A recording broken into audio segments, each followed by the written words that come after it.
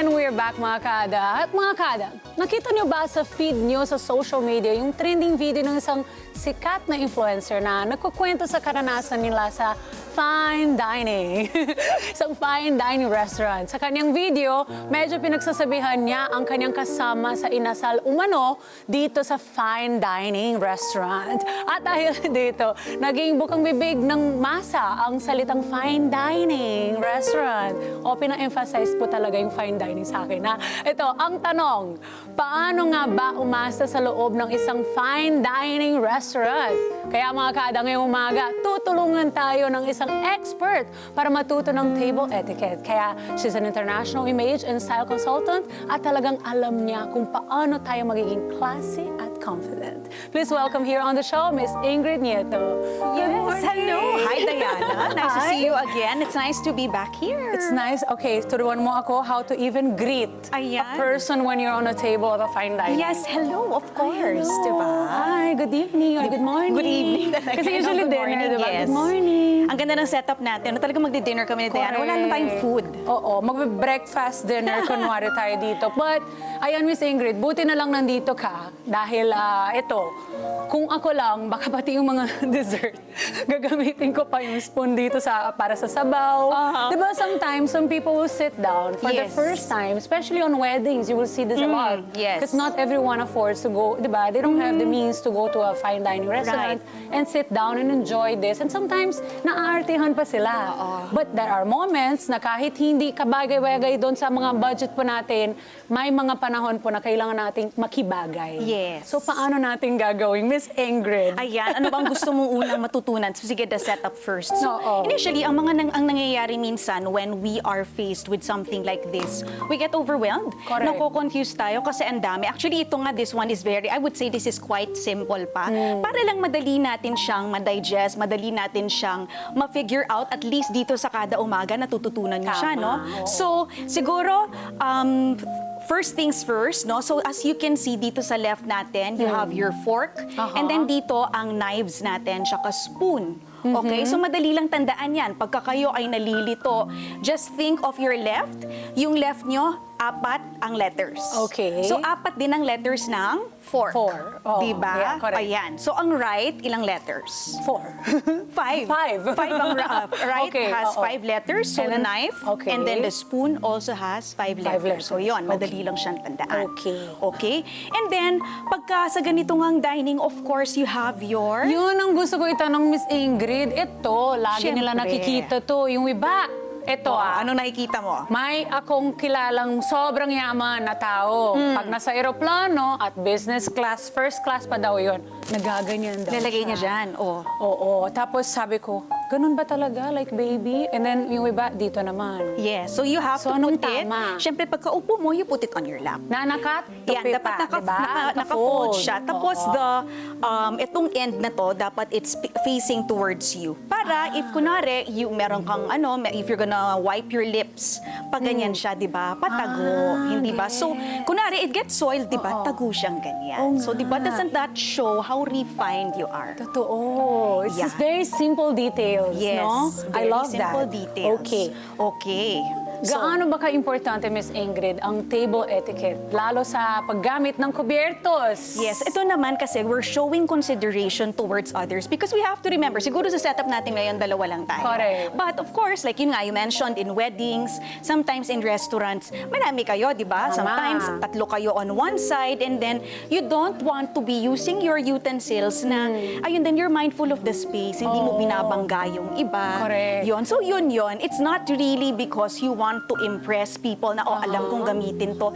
It's practicing being considerate, Correct. being mindful of others, you're mindful of the space, and syempre, yun na nga, gagamitin, pagka tinignan na natin yung mga utensils natin, di ba yun nga, like I said kanina, parang medyo nakakalito siya. Nakakalito, even when she asks you how many letters yun. Yung, mapapaisip ka talaga. Ayan, Kaya you have to always remember, di ba? Yes, basta Oo. left, fork, ang Oo. right natin, knives, and your yes. spoon. Okay. So isa sa mga nalilito rin yung tao, kasi syempre for the Filipino context, no, usually what we have lang ay yung ating fork tsaka yung spoon. So minsan pag kami ganito, usually kasi when we do fine dining, it's just the fork and the knife that we use. Pero Correct. paano yan pag kami spoon? Correct. Commonly, people get confused and then they use the spoon. Pero actually, this is a soup spoon.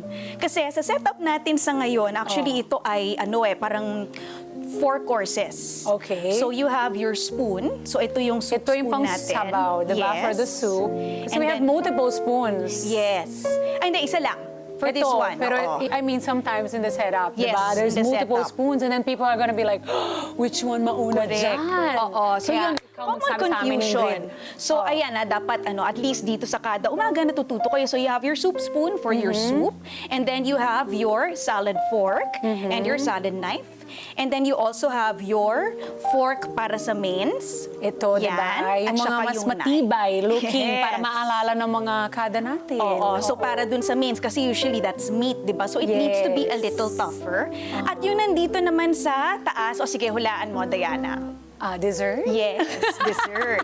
Yan, kasi that's why they're smaller. Oo, Okay. correct. Okay. So, one more Tapos ito naman, it's before, no? This is Eating. the, ito yung bread plate natin. Yun. Oh, Yes. pag makita niyo ito, wag naman po ibigay sa kapitbahay, no, sa kabilang Yes. table. This is for your appetizers, No, right? this is for ito yung bread. Yung bread, That's diba? your bread Bago plate. kumain. Oo. So, ito rin, para sa setup na to, one thing that, kasi minsan meron din yung mga confusion, meron kang katabi. Di ba ito yung bread plate mo?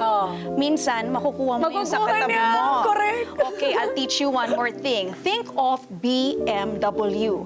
So, if you do this motion with your hands, no? So yung B dito, so this will help you remember bread. Okay, bread. And then M is your meal, or your meat. And W. And then the D, W, D Water. talaga sabi ko. W is your wine or your Or your water. So water, dito yeah. yung mga inumin. Gets. Yes. See, it's not that hard if you remember B, M, W. Yes, Okay. water in your drinks. Okay. There. Anong basic rule na dapat nating always tandaan kahit saan tayo? Yes, kahit saan tayo, if we are dining, syempre, of course, we greet our host, no?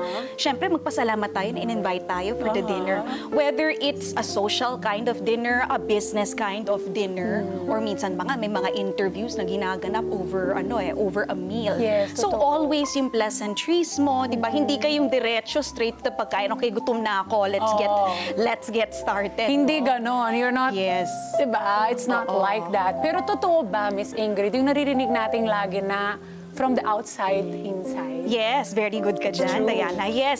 Kasi pag tinignan mo ang setup yan, so pagka kunwari, na-confuse ka nga, always just think about from the outside in. Ang unang isa-serve yan, soup. So you have this one, no? So isipin mo, bakit kaya tatlo dito, Correct. Hindi ka naman magpo-fork ng soup, di ba? You use the spoon or your soup. And then next, after your soup is done, when your salad is, of course, served na, ito na yung gagamitin mo. So Ito yan, na. di ba? From the outside in. Oo. So halimbawa, mga kada, nag-serve na po ang yung sabaw. May tinola na kayo dyan. Ito na. Tinabi po natin ang tinola. Of course, dapat, demure pa rin. Yes, and speaking of demure, Diana, no, with your soup, no, I know that. Ayaw nga, turuan mo kami. So sa soup, if you have your soup, this is your bowl, right? Di ba usually you put may Yes. extra plate din Yes. para Tapos you will always scoop away from you. Really? Yes, away from you. Tapos wag mo naman sobrang ilo. I've always done it wrong. Nagaganon. Paano Why kasi kaya? pag ganito, the risk is, if You can- kunwari, matatapunan sa atin, exactly. damit, na So, di ba syempre. magiging uncomfortable ka? This one is the safest. Ang Di galing. ba? O yan, sige, gawin mo. Di ba? Doesn't it look more? It looks classy. No? Yeah, and then you Kind feel of more, like, parang ang social natin, like, tapos right? is it true that people slurp and that's not very good? But some people In fine, ayan, Diba? pati yung pag-blow, di ba? Super blow, sabi ko, Again, di ba, kailan ba yun? when we- Super breath? Diba? When we talk about etiquette, it's being considerate of others. Correct. Isipin natin, i-breakdown natin yon. Pagka kunwari, gumanon ka, tapos blino mo. Diba? So there's that risk na kinakalat mo, syempre. Totoo. Yung you're splattering the soup. Totoo, oo. Other than that, you might soil the tableware, di ba? Yung linen. So you never do that. Now with the slurping, there are certain cultures that it is allowed. That's why you have to do your research. Like for example, Yes. in Japan, sa Vietnam, because soup, ramen, for them, compliment yon pagka nag-slurp ka. Yes. Yon. Kaya nga yan it's really parang social intelligence mo rin siya. Kayong travel savvy. If you know na, okay, in certain, like yan, kunwari in fine dining restaurants, I'm not supposed to slurp, but when I travel to Japan, because I want to, of course, makibagay sa culture nila, pwede kong gawin yon. Miss Ingrid, buti na sinabi mo yung about travel savvy kasi there's something na natutunan ko na naninibago din ako because I come from Brazil. So Yes. in our, at least where I grew up with my family, we don't burp on the table. That's not nice at all. Like, don't burp in front of other people. Yes. So ako, sa sobrang conscious ako sa ganyan because my father is very strict. Kung paano okay. kumain, lahat-lahat. Medyo may pagka-artehan kami doon. But anyway, there's two sides. Mom and dad are not the same. Ngayon, nakikita ko sa ibang bansa, talagang super burping. Kasi daw, it's like a way of showing people that you enjoy their meal. Yes. And I'm always like, oh, why are you burping? Yung parang talaga. Parang for me, ang burping, pasing tabi po yung mga kumakain dyan, it's like, utot. Like, don't do it in front of other people. You know what I Yes. mean? Oo, kaya nga you still have to research. Pero ikaw, kung kunwari hindi ka komportable sa ganon, then you can just... But is that a thing, a part of the etiquette on the Yes, table? oo, We should not. We should not. Diba? Yes. But in certain countries, Oh, in certain countries, kaya nga magre-research ka pa din. Magre-research. Oo, kasi yun na nga You are getting into their country, you have to be respectful of their Correct. culture. Alamin mo din. tama. Yeah. What else should we know for the basics para sa ating mga Ayan. kada habang nasa Pilipinas lang tayo? Oo, ang basics natin for etiquette. So yun na nga, cover na natin yung from the outside in. Now, holding your utensils. How do you usually hold your utensils? Ako ganyan, parang ganyan. Ayan, so ganyan pagka sa spoon. Now, with your fork and your knife. Okay, What let's try. we never want to do is yung ganyan. Talaga? Di ba parang ganyan. ready to attack Oo, kapag oo. ganyan So, what you can do is, ayan, no, so yung palm I do ng the hand mo, exchanging, is that here. correct? Pwede naman yun pagka yan yung, depende kasi kung style mo is, meron yung American, may continental, but yung ituturo ko sa'yo yung pinakamadali na lang Okay, para let's wala do nang it. switching. But yes, when you're holding your utensil, so ganyan, palms up, tapos, di ba ito yung handle, no? So your index finger or your pointer finger, pati dito sa kabila, ganyan. I see. So there, okay? So stable na, di ba? So with this one kasi, it's supporting the weight also of the utensil. Hindi mo siya yung pagkaganyan kasi, hindi mo siya mahihiwa Actually, ng effectively. Let's just remove this for a little bit para lang we can demonstrate. So ayan, no? So, ayan siya. So of course, your fork tine should be down and pagka nagsaslice tayo ng ating meat, wag nating gawin na yan na 10 na lahat. No, that's part of enjoying the meal, of course. Kasi if you do it all at the same All the time at once. it also communicates that you're in a hurry. Yes. Parang gusto mo nang matapos to, goodbye. No?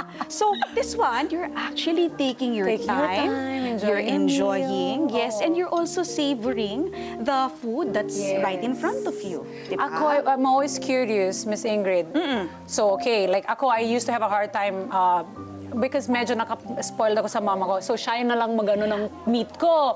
So now, sa amin, okay, if you're gonna, then you change it. And then you change again when you're gonna, ang dami nalang kaartehan. Ang hindi ko magets, until now, na 38 years old na ako, dito ko ba ilalagay? Saan ko ba ilalagay? If when I'm resting my Yes, knife? if resting dito. Tapos dapat, yung blade side is facing you. Facing you, ganyan me. siya. So you're Yan. not attacking your kasi pag ganyan, diba? diba? Oo diba parang nandun yung, tama. Yan. And then, when you're resting, for example, syempre, nag-uusap kayo ng mga kasama mo, di ba? Hindi naman pwedeng ganyan, nagala all the Oo, time. parang- Then you can put it this way. Ayan, no? This is yung resting. Ayan, tines down. ganyan. Yan, para hindi accidentally rin, kasi sometimes ma-confuse na ilagay mo dito sa side. But you don't want to give that signal that of course the wait staff or the server will take your plate. Pero yan, pagka-resting, yan. Okay, if ever, whatever we're eating here, may parang spoon as well. Or walang ganon? Wala na kasi, Wala na. ano na to ito na yung soup Ito na yung spoon mo eh. sunod. So, it So, would have been taken away Taken na, along away with the na. soup. Oo, Yeah. para masanay din yung mga tao kung anong mauuna, like yung outside in, di ba? Yes, tsaka you don't want rin na very crowded. Correct. Kaya nga ganun siya, ginagawa siya by course, Correct. per course, para hindi very crowded yung ano mo, yung place mo. Ito, anong common mistakes pagdating sa ganito? Ayun nga, ang mga common mistakes is, yun na nga, when you see a spoon, you immediately think, ay, pang spoon and fork to. Oo. Tapos yun pala, yun na nga, nakuha na siya. Wala na yung spoon ko! Yun nga, but Correct. yes, pagka fine dining, usually it's just the fork and the knife. Tapos another common mistake Pag is... may nalaglag, Yan, pagka anong may dapat ugali nating doon? Okay, pagka may nalaglag, don't make a big deal about it. Yes, don't. Pagka merong wait staff, may server, you can just simply ask for a replacement. Hindi yung magsisigaw, ay, may darating pong guest na Oo. babae or lalaki, depending on what film. Yes. No, tahimik tayo, demure. Yes, you Diba, can just Miss Ingrid? ask. Siguro Oo. another thing din, on that note, no, kunwari, napansin mo na mali yung nakuha mo na utensil, no? Again, don't make a big deal about it. You can Correct. just ask, oh, I accidentally used my fork for my, can I get a replacement? Ayun. Ayun, ganun lang. You can acknowledge siguro your faux pas, your mistake, but you don't have to broadcast it. You can go Nice. about it as gracefully as you can. And it's okay to ask for a new plate if ever? Yes. So it's always still under the etiquette that we're talking about. Correct. What about, last lang, pagdating sa dessert. So ito, natanggal na ni waiter, di ba? Yes. Wala na ito. Pagka natanggal pala, okay, so your signal na tapos na ang meal Oo. is, ayan, usually it's here, di ba? So try to imagine that your utensils are pointing to 10, 20 sa clock. Isipin nyo yan, parang 10, tap 10, 20. Yeah, 10-20. Lagi pa nakataas si fork. Yan, oo, yan. Tapos of course, diba? yung ano natin, ano pa rin, yung blade facing inside pa rin. So yan, pagka nakita naman na nila yan, means wait staff, they can take it away. Ang galing. Yun. Ang galing. Ito, Miss Ingrid, dahil nga Okay. medyo ano na tayo sa time, Yes. ano ang mga tips na pwede mo ibigay sa ating mga kada na gusto matuto maging more polite on a table? Kasi sometimes they don't have that upbringing, but you know, Yes. they're interested in becoming this way. This is something that you definitely can learn no matter what stage, no matter what your status. Hindi lang ito pang mga elite or something. Tama. And you know what? If you read books, marami actually mga YouTube videos.